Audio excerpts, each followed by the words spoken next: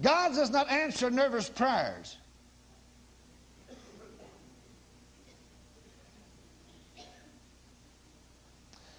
God is God and He never changes.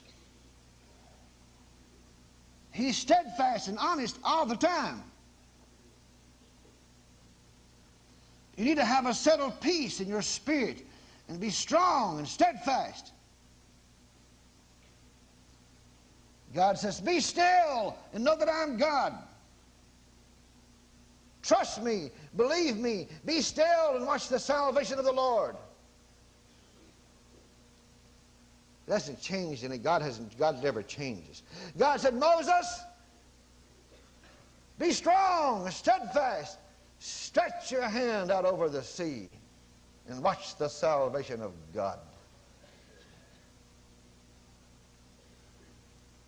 And he stretched his hand out, and thou shalt see the salvation of the Lord God that made you. And here it come out of heaven. What? One of the winds. A whirlwind came down out of heaven. Started off where Moses was at, started parting the sea. And just parted it and held it back. I tell you, God does mighty things in the winds of heaven.